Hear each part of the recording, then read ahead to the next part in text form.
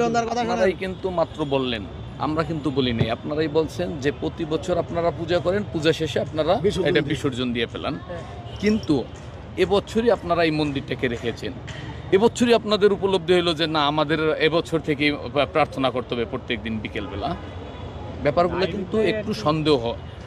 কারণ কি, যখন এই ইউনুস গভর্নমেন্ট হয়, শেখ হাসিনা ফ্যাসিস্ট যখন এ দেশ থেকে পালিয়ে যায়, আমরা দেখেছি আমাদের এই হিন্দু সম্প্রদায়কে অস্ত্র হিসেবে ব্যবহার করে, ঢাল হিসেবে ব্যবহার করে এই দেশকে অস্থিতিশীল করতে চেষ্টা করতেছে। কারণে সন্দেহটা কিন্তু ওইখান থেকে আসে। আপনি আগে যদি এইখানে মন্দির, এই যে আপনারা বললেন ইটা দিছেন, এটা যদি আপনি 6 মাস আগেও করতেন, প্রশ্নটা কিন্তু আসতো না। যখন আপনাদেরকে মৌখিক নির্দেশনা দিল, আপনারা তারপরের দিনই ইট বালু দিলেন, তখন কিন্তু প্রশ্নটা কিন্তু চলে আসে। আমি আপনার সম্প্রদায়ের ছেলে, আপনি কি নির্যাতন হয়েছেন? আমার এই কপালে যে দাগগুলো দেখেন আওয়ামী লীগের উপহার।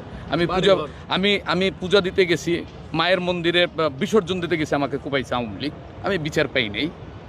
আপনি তো, আপনার উপর তো হামলা হয় নাই, মন্দিরের উপর। আর আমার মন্দিরের উপর হামলা হয়েছে, আমার উপর হামলা হয়েছে। অতএব আপনাদের ব্যথা আমাদের চেয়ে বেশি।